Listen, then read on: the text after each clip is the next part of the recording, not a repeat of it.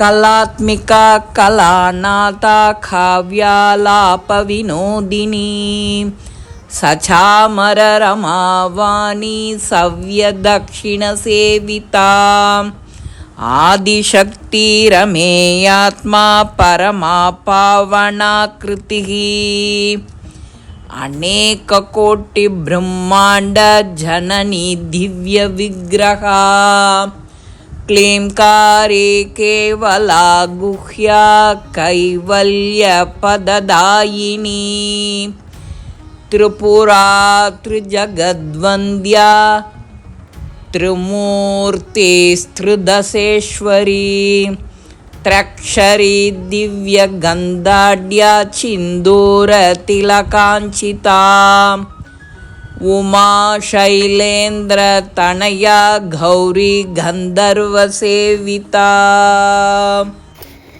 எல்லாருக்கும் நமஸ்காரம். கலாநாதா, கலைகளுக்கெல்லாம் தலைவி. காவிய ஆலாப வினோதினி, காவியங்களில் ஆலாபனையினால் அர்ச்சிக்கப்படக்கூடியவள், அவற்றிலே இருப்பவள். அம்பாளுக்கு காவியங்களை எல்லாம் கேட்கறதுல அவ்வளவு சந்தோஷம். அவளை பற்றி அவளோட பக்தர்கள் பாடக்கூடிய கதை, சொல்லக்கூடியதை ரசித்து ரசித்து கேட்குறதுல அவளுக்கு பிரீத்தி அதிகம். அதனால தான் காவிய ஆலாப வினோதினி. தன்னுடைய குழந்தைகள் எதையெல்லாம் பாடுறாளோ அதையெல்லாம் கேட்டுட்டே இருப்பலாம். சசாமர ரமாவாணி சவ்ய தட்சிண சேவிதா. ரொம்ப சுவையான விஷயம் இது. அம்பாள் நடுவில் உட்கார்ந்துருக்கா. ஒரு பக்கத்தில் ரமாவாக இருக்கக்கூடிய மகாலட்சுமியும் இன்னொரு பக்கத்தில் வாணியாக இருக்கக்கூடிய சரஸ்வதியும் இவ்விருவருமே நின்றுண்டு சாமரம் வீசரா. அடுத்து வர திருநாமா ஆதிசக்தி. எல்லாத்துக்கும் ஆதியான சக்தியாக இருக்கக்கூடியவன் அர்த்தம். அமேயாத்மா, இது இரு திருநாமங்களாக பிரியும். அமேயா ஆத்மான்னு. அமேயான்னா அளக்க முடியாதவள், அளப்பரிய ஆற்றல் படைத்தவள். ஆத்மா எல்லாவற்றிற்கும் ஆத்மஸ்வரூபிணியாய் இருக்கக்கூடியவள். பரமா, எல்லாவற்றையும் விட உத்கிருஷ்டியாக உசத்தியாக இருக்கக்கூடியவள். பாவனாகிருதி, பாவனத்தை தரக்கூடியவள். பாவனம்னாக்க பரிசுத்தம். தான் குழந்தைகளை பக்தர்களை பரிசுத்தமாக ஆக்கக்கூடியவள் பாவனாகிருதி. அம்பாளோட பார்வையே பாவத்தை எல்லாம் போக்கிடும். அழுக்கோட போய் நிற்கக்கூடியவர்களை கூட முழுக்க முழுக்க தூய்மையாக மாற்றிடும். அநேக கோடி பிரம்மாண்ட ஜனனி. பாவனத்தை தரக்கூடிய அம்பாள் தான் கோடிக்கணக்கான பிரம்மாண்டங்களை எல்லாம் படைச்சவ.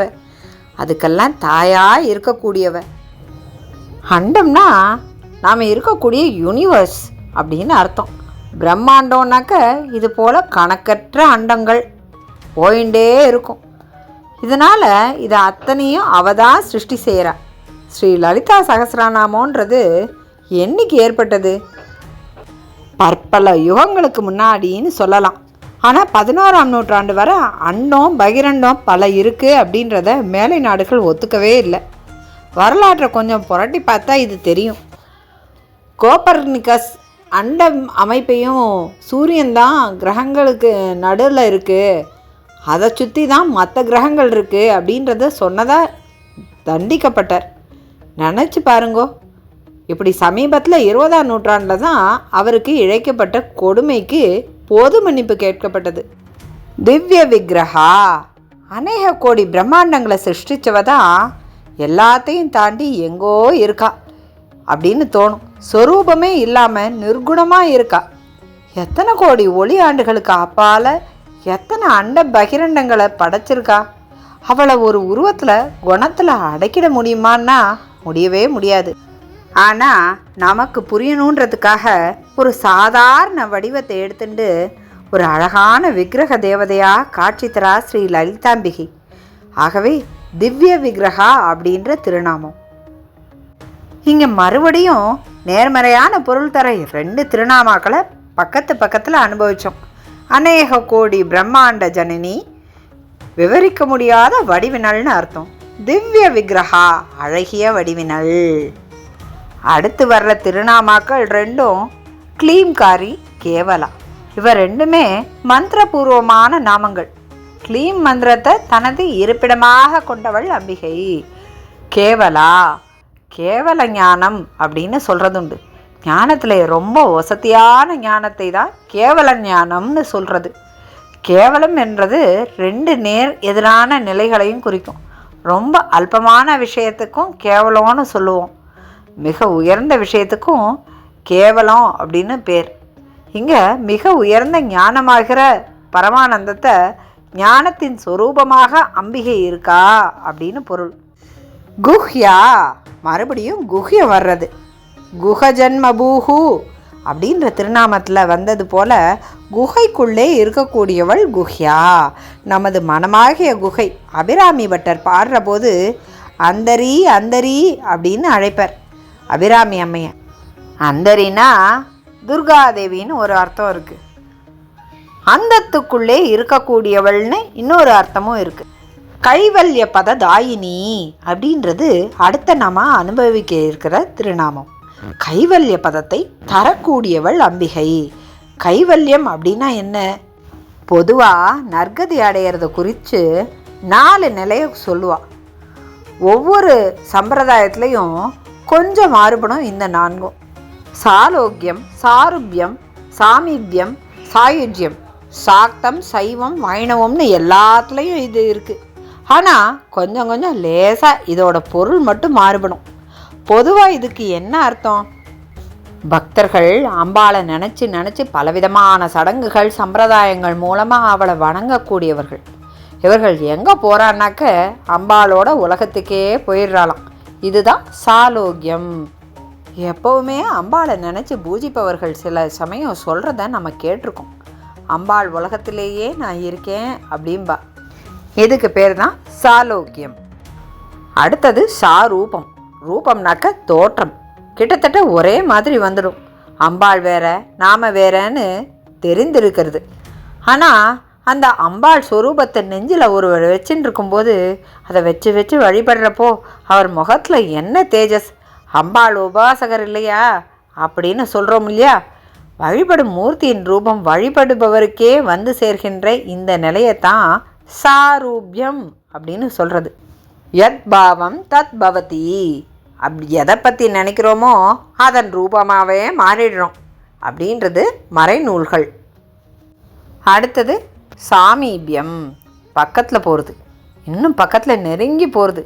எப்படின்னாக்க அவரவர் இருக்கக்கூடிய ஆசிரம தர்மங்களில், அது கிரகஸ்தாசிரமமாக இருந்தாலும் சரி வானப்பிரஸ்தமாக இருந்தாலும் சரி, அவர் எந்த இடத்துல இருந்துட்டு அவரவர் தர்மத்தை கடைப்பிடிச்சுண்டு அவரவர் உபாசனைகளை அவரவர் வசதிப்படி செய்கிறாளோ அப்படி செய்கிறப்போ அவர்கள் அம்பாளுக்கு பக்கத்தில் போகிறான். இது சாமீபியம். அடுத்தது சாயுஜ்யம்.